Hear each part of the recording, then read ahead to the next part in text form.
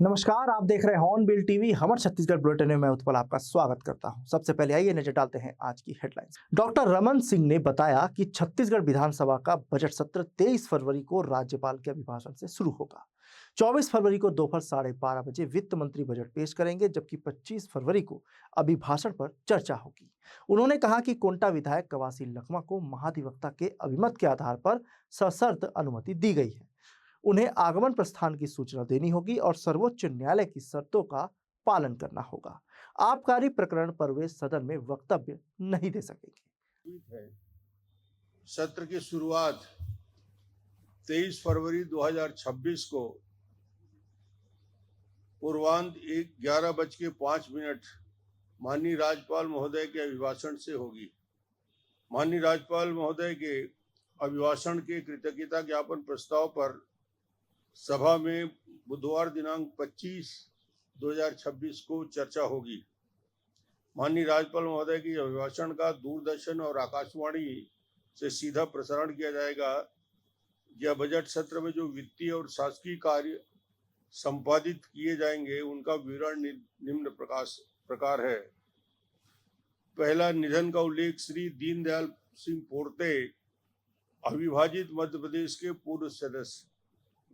वित्तीय कार्य, माननीय वित्त मंत्री ओपी चौधरी जी 26-27 के आय व्यय का उपस्थापन मंगलवार 24 फरवरी 2026 को अपराह्न 12:30 पे करेंगे। माननीय वित्त मंत्री जी के बजट भाषण का दूरदर्शन रायपुर एवं आकाशवाणी रायपुर के द्वारा सीधा प्रसारण किया जाएगा। गुरुवार 26 फरवरी 2026 और शुक्रवार 27 फरवरी 2026 को वित्तीय वर्ष 2026-27 के आय व्यय पर सामान्य चर्चा होगी। दिनांक 9 से 17 मार्च तक 2026 तक सभा में विभागवार अनुदान मांगों पर चर्चा होगी। 27 मार्च 2026 आय व्यय की मांगों से संबंधित विनियोग विधेयक का पुनर्स्थापन होगा। आय व्यय की मांगों से संबंधित विनियोग विधेयक पर चर्चा एवं 17 मार्च को होगी। आय व्यय की मांगों से संबंधित विनियोग विधेयक पर चर्चा पारण के दिनांक 18 मार्च 2026 की तिथि निर्धारित की गई है। विधि विषयक कार्य, अभी तक शासकीय विधि विधेयक कार्यों के अंतर्गत निम्नलिखित विधेयकों की सूचना प्राप्त हुई है। छत्तीसगढ़ धर्म स्वतंत्र विधेयक 2026, छत्तीसगढ़ लोक सुरक्षा परिवर्तन विधेयक 2026, तीसरा छत्तीसगढ़ अग्निशामक एवं आपातकालीन सेवा विधेयक 2026। प्रश्न स्थगन और ध्यानाकर्षण की सूचना। इस सत्र के लिए माननीय सदस्यों से अभी तक प्राप्त 2813 सूचनाएं प्राप्त हुई है, जिसमें 1437 तारांकित और 1376 अतारांकित हैं। अभी तक माननीय सदस्यों से ध्यानाकर्षण की 61 सूचनाएं, नियम 139 के अधीन अविलंबनीय लोकमत के विषय पर 1 सूचना, अशासकीय संकल्प की 13 सूचनाएं, शून्यकाल की 9 सूचनाएं, याचिका की 112 सूचनाएं प्राप्त हुई है।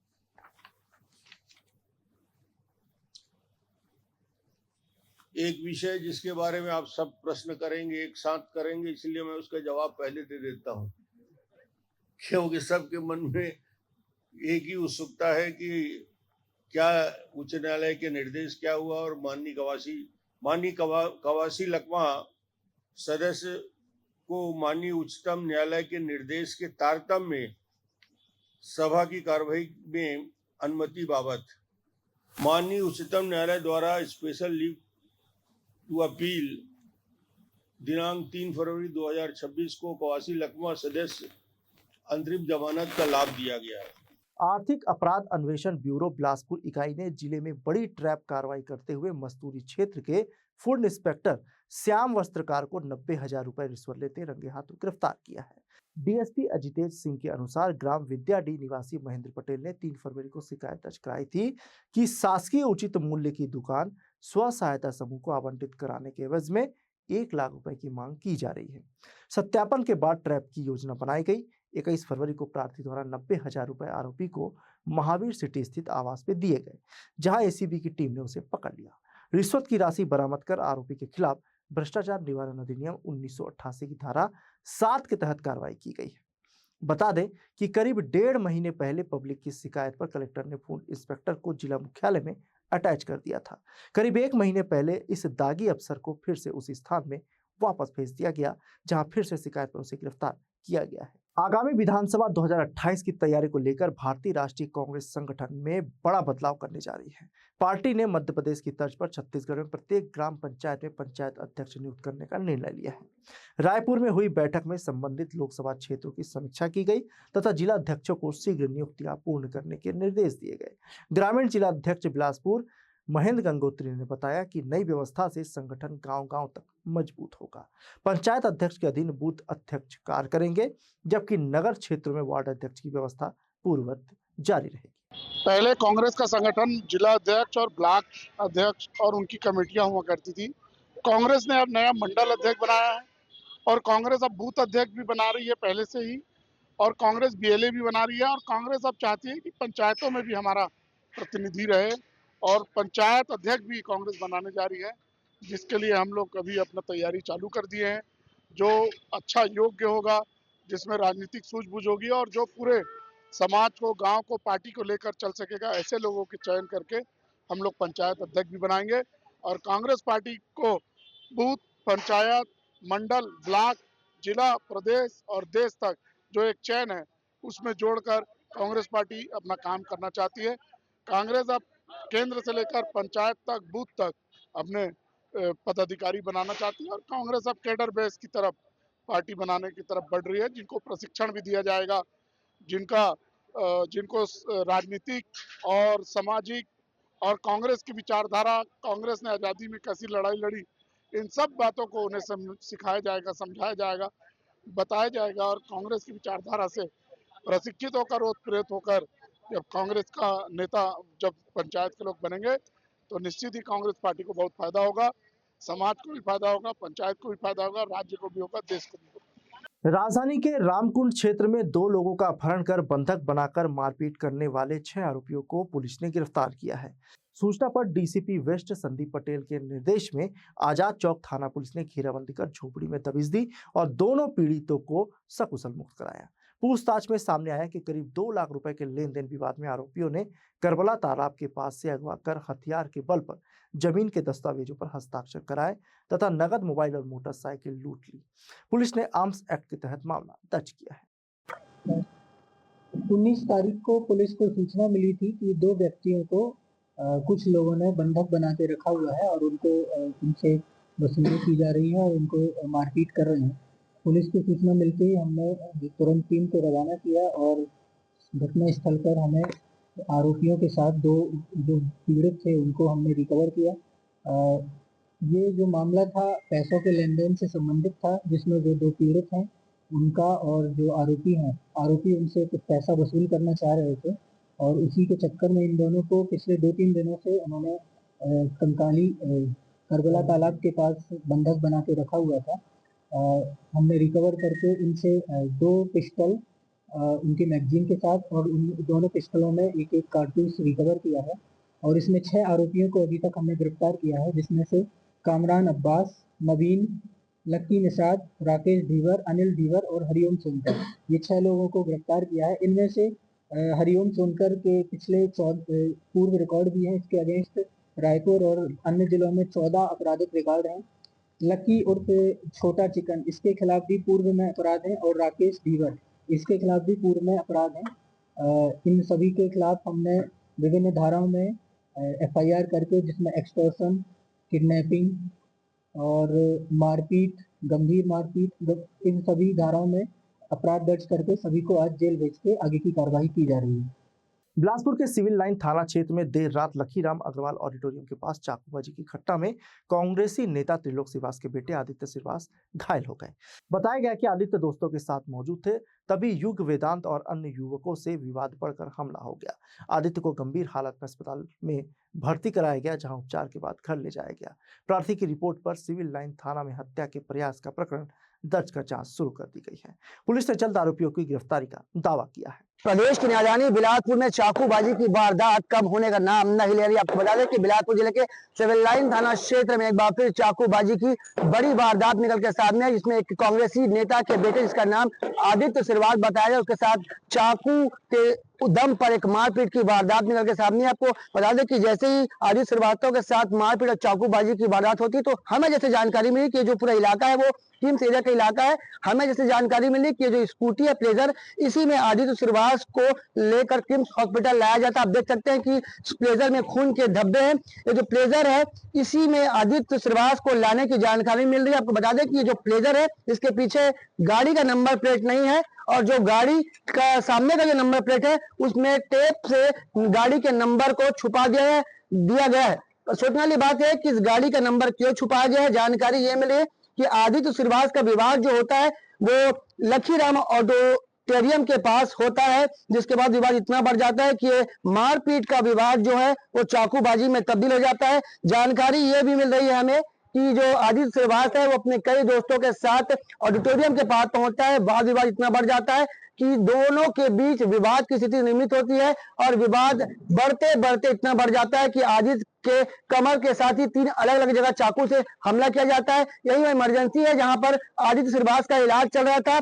जैसे ही घटनाक्रम की जानकारी उनके परिवार को लगती है तो उनका परिवार तत्काल यहाँ पहुंचता है, और इलाज के बाद तत्काल आदित्य को यहाँ से कांग्रेसी नेता जिनका नाम त्रिलोक श्रीवास है वो अपने बेटे को लेकर यहाँ से निकल जाते हैं। आपको बता दें कि किम्स हॉस्पिटल में आदित्य श्रीवास का इलाज चल रहा था। जैसे हमें जानकारी मिली कि आदित्य श्रीवास पहले अपने कई दोस्तों के साथ वहां चाकू लेकर पहुंचता है, फिर उसी चाकू से 2 लोग मिलकर आदित्य श्रीवास पर चाकू से हमला करते हैं। आपको बता दें कि जैसे ही हमारी न्यूज की टीम यहाँ पहुंचती है, त्रिलोक श्रीवास हमारी टीम को देखते हैं तो उन्होंने वो एक मैडम को फोन करते हैं, हमारी टीम के एक सदस्य को फोन करते हैं उनको, और साफ तौर पे कहते हैं कि आप ये खबर मत चलाइए क्योंकि शहर में आपको भी रहना है और हमको भी रहना है। तो त्रिलोक श्रीवास जी आपको हम स्पष्ट कर दे रहे हैं, अगर प्रदेश की राजधानी में अगर कहीं भी अपराध होगा तो हम उसे कवरेज करेंगे, और आप खबर रुकवाने वाले होते कौन है। और सबसे बड़ी बात है कि ये पूरी वारदात है वो आपके बेटे के साथ हुई थी, तो आपको मीडिया के सामने आकर बयान देना चाहिए कि क्या कुछ वारदात हुआ है। सवाल ये कि आपके बेटे के साथ चाकूबाजी की वारदात होती है और आप मुंह छुपाकर अपनी वाहन को लेकर फरार हो जाते हैं, उल्टा धमकी देते हैं कि ये खबर नहीं चलनी चाहिए क्योंकि हम भी शहर में रहते हैं और आप भी शहर में रहते हैं। तो हम आपको एक बार फिर बता दें और सावधान कर दे रहे हैं कि अपराध कोई भी करेगा वो यहाँ से बच के नहीं जा पाएगा, और हमारी टीम ऐसी लगातार कवरेज करेगी। तो हम आपसे भी निवेदन करते हैं जो भी ऐसी वारदात होती है तो हमें तत्काल संपर्क करिए, हमारी टीम तत्काल मौके पर पहुंचेगी, और हर खबर को दिखाना हमारी प्रमुखता है और हमेशा हम हर खबर को दिखाते हैं। एक बड़ा मामला प्रदेश की राजधानी से निकलकर सामने आया जिसमें कांग्रेसी नेता त्रिलोक श्रीवास के बेटे आदित्य श्रीवास पर जानलेवा हमला हुआ। पर स्पष्ट करें, जैसे हमें जानकारी मिली है कि त्रिलोक श्रीवास का बेटा अपने दोस्तों के साथ ऑडिटोरियम पहुंचता है, लखीराम ऑडिटोरियम के पास पूरा विवाद होता है, जिसके बाद चाकूबाजी की वारदात मिले सामने। इस घटनाक्रम की जानकारी हम पुलिस विभाग के आला अधिकारी से लेंगे और पूरे मामले में आपको आगे अपडेट करेंगे। कैमरामैन मोहन सिंह के साथ जिया खान। इसमें आदित्य प्रताप करके है, लड़का है जो कोनी का रहने वाला है। ये लखीराम ऑडिटोरियम के पास में कल 7:30 बजे युग मिश्रा और उनके साथियों के साथ विवाद हुई थी। उस दौरान में उसके पेट के साइड पसली में हल्का फुल्का गले के पास में चाकू लगी है, और उसमें रिपोर्ट पर हत्या के प्रयास, धमकी, मारपीट का मामला दर्ज किया गया है और आरोपियों की तलाश की जा रही है, और आरोपी अभी बाहर फरार हो गए हैं। कुछ उनके जो सहयोगी हैं उनसे पूछताछ की जा रही है। किस बात पर झगड़ा हुआ था, क्या कुछ पता चला सर पूछताछ में? अभी तक तो उनके परिजनों द्वारा बताया गया है कि वहाँ पर भेल खाने के लिए गए थे, उस दौरान विवाद हुई, और कुछ अन्य तथ्यों से पता चला है कि इनका पूर्व का विवाद था और कहीं कोनी या सरकंडा तरफ भी इनका विवाद हुआ था, ये पता चला है। Thank you. नासिक से जगन्नाथपुरी होते हुए महाराष्ट्रीय गौरव यात्रा रायपुर स्थित मां मातंगी धाम पहुंची, जहां श्रद्धालुओं ने भव्य स्वागत किया। विधिवत पूजा अर्चना और आरती के बाद ढोल नगाड़ों के साथ यात्रा का अभिनंदन किया गया। यात्रा का उद्देश्य छत्रपति शिवाजी महाराज की गौरव गाथा को जन जन तक पहुंचाना है। इस अवसर पर धाम के पीठाधीश्वर डॉक्टर प्रेमा साई महाराज ने स्वागत करते हुए सनातन समाज से वीरता और संस्कृति के संदेश को आगे बढ़ाने का आह्वान किया। कार्यक्रम में बड़ी संख्या में श्रद्धालु शामिल हुए। देखिए ये जो यात्रा है छत्रपति शिवाजी महाराज जी के जयंती के उपलक्ष्य में नासिक से जगन्नाथपुरी मंदिर में तक ये रथ गया था। वहाँ पे 2 दिन का जो है कार्यक्रम हुआ, जयंती मनाई गई छत्रपति शिवाजी महाराज जी का। वहाँ पर वहाँ के मुख्यमंत्री भी आए थे, 2 दिन रहे भी, राज्यपाल जी भी वहाँ पर आए, उन सभी का मैं आभार व्यक्त करता हूँ। और ये रथ वहाँ से वापसी में माँ मातंगी दिव्य धाम जी जाम गाँव, तहसील कुरुद, जिला धमतरी, राज्य छत्तीसगढ़ पहुँचा है। और हम सभी जी जाम गाँव वासी, हम कुरुद तहसील वासी, धमतरी जिला वासी, हम पूरा छत्तीसगढ़ वासी जो है इससे बहुत गर्व महसूस कर रहे हैं कि ये रथ यहाँ पर आया है।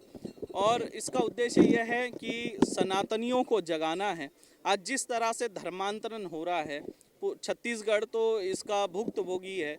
हमारा बाजू का राज्य जैसे बिहार हो गया, झारखंड हो गया, अब महाराष्ट्र के भी सीमाओं में जो है आजकल धर्मांतरण तेज़ी से बढ़ रहा है। तो उसको रोकने के लिए, सनातनियों को जगाने के लिए और युवाओं को सनातन धर्म की रक्षा हेतु प्रेरित करने के लिए छत्रपति शिवाजी महाराज जी से बड़ा कोई और उदाहरण हो नहीं सकता। जब हम छत्रपति शिवाजी महाराज जी की जीवन गाथा सुनते हैं तो हम गर्व महसूस करने लगते हैं हमारे गौरवशाली इतिहास पर, जिन्होंने मुगलों को महाराष्ट्र तक ही सीमित रखा, साउथ की तरफ बढ़ने नहीं दिया, जिस वजह से आज हमारे साउथ के मंदिर भी सुरक्षित है और हम सनातनी भी सुरक्षित है। वरना आज हम में से कई लोग, कोई मुस्लिम बनकर कोई सलीम होता, कोई हनीफ होता, कोई रज्जाक होता। आज हम माथे पर तिलक लगाकर यहाँ पर घूम रहे हैं, ये भगवा ओढ़े हुए हैं। तो ये छत्रपति शिवाजी महाराज जी का इसमें बहुत बड़ा योगदान है। उनके पुत्र छत्रपति संभाजी महाराज जी ने जो योगदान दिया, उससे बड़ा योगदान तो मुझे नहीं लगता कि हो सकता है। और शायद ही कोई इतना मतलब कष्ट झेले जितना उन्होंने योगदान दिया। उनको क्या पत्नी नहीं थी, क्या उनके बच्चे नहीं थे? उन्होंने अपने परिवार का नहीं सोचा। आज सनातनी अपने परिवार का सोच रहा है, व्यापार सोच रहा है, उसी में लगा हुआ है। धर्म से कोई लेना देना नहीं है। धर्मांतरण तो हो रहे हैं, धर्म रक्षा के लिए लोग 4 लोग बाहर नहीं निकलते हैं, लेकिन आज देखिए छत्रपति शिवाजी महाराज जी का रथ यहाँ पर आया है तो पूरा जन सैलाब यहाँ पर आया है। यही तो बात है छत्रपति शिवाजी महाराज में कि अंदर से जो रक्त मनुष्य का जो बह रहा है, जिसके अंदर भगवा रक्त है, वो अपने आप उछाल मारने लगता है और सनातनी विचारधारा उसके अंदर प्रकट होती है। तो इसका उद्देश्य है धर्मांतरण को हमको रोकना है, हिंदुओं को जगाना है। और लगातार हम इस तरह से बस्तर में कार्य कर रहे हैं, धर्मांतरण को रोकने के लिए दिव्य दरबार लगा रहे हैं। और हमारे साथ विलास राव पांगारकर जी भी आए हैं। ये 17 वर्ष से इस रथ को अलग अलग राज्य में लेकर जा रहे हैं। अलग अलग राज्य में इसी तरह उत्सव मनाया जाता है छत्रपति शिवाजी महाराज जी के जयंती का। ये हमारे लिए गर्व की बात है। और ऐसा कार्य जो ये कर रहे हैं कि सनातनियों को जगा रहे हैं, युवाओं को जगा रहे हैं। देखिए आज इतने यहाँ पर जन सैलाब पहुँचा, इनके अंदर का भी तो सनातनी जागेगा। तो उसके लिए भी मैं इनका बहुत बहुत आभार व्यक्त करता हूँ। मातंगी धाम, यहाँ छत्रपति शिवाजी महाराज की जो गौरव यात्रा आई है, हमारे गुरुवर्य प्रेमासाई महाराज, उनका जन्म महाराष्ट्र में हुआ है। वहाँ रहते तो बहुत बड़े संत बनते, फिर भी यहाँ आके छत्तीसगढ़ में भी इतनी बड़ी तादाद में उन्होंने धर्म के प्रतिभाव काम किया है। छत्रपति शिवाजी महाराज की यही शिकवण है और उनकी यही प्रतिभा देख के छत्रपति शिवाजी महाराज का यह रथ आज उड़ीसा के मुख्यमंत्री और राज्यपाल का खाना हमने मना कर दिया और महाराज जी के पास आए। आपने जो अभी सवाल उठाया कि आप धर्मांतर के बारे में क्या, जहाँ जहाँ छत्रपति शिवाजी महाराज जाते हैं वहाँ हिंदू धर्म का प्रचार होता है और जहाँ उनका रथ जाएगा वहाँ धर्मांतर नहीं होगा। ये राज्य तो हिंदुत्ववादी सरकार है, यहाँ तो हिंदुत्ववादी सरकार आई है। तो मैं अपेक्षा करता हूँ इस सरकार से कि छत्रपति शिवाजी महाराज से प्रेरित होके आप ये धर्मांतर का प्रश्न छोड़ दिए। छत्रपति शिवाजी महाराज ने 12 बलूते 18 पगड़ जात के समाज को संभाला है। तो यही हमें देश में लाना है कि हिंदुत्व यही एक नारा है, भगवा यही एक सबका सम्मान है और छत्रपति शिवाजी महाराज का शिव जन्मोत्सव हर राज्य में, हर देश के कोना कोपरे में होना चाहिए। प्रदेश में 10वीं बोर्ड की परीक्षा उत्साह और अनुशासन के साथ शुरू हुई। पहले दिन हिंदी विषय का प्रश्न पत्र सरल और संतुलित रहा, जिससे विद्यार्थियों के चेहरे खिले नजर आए। अधिकांश छात्रों ने पेपर को आसान बताया, हालांकि कुछ ने अपठित गद्यांश को थोड़ा कठिन माना। लाला लाजपत राय सेजस स्कूल में 105 में से 102 छात्र उपस्थित रहे। मिशन 90+ के तहत विशेष तैयारी कराई गई थी।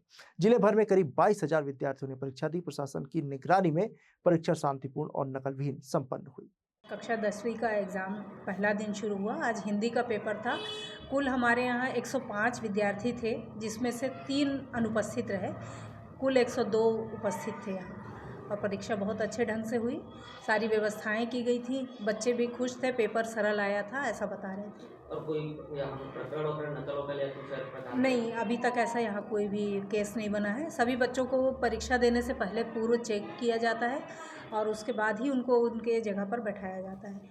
तो बच्चे भी रिजल्ट कैसा होगा? आप लोगों ने मिशन 90+ एक बड़ा शहर में चल रहा है जी जी, तो उसको लेकर के किस तरीके का तैयारी आप लोगों के द्वारा कराया गया था और आप लोग कितने संतुष्ट हो उसको लेकर? नहीं, बच्चों को हमने 90+ के हिसाब से तैयारी तो करवाया है।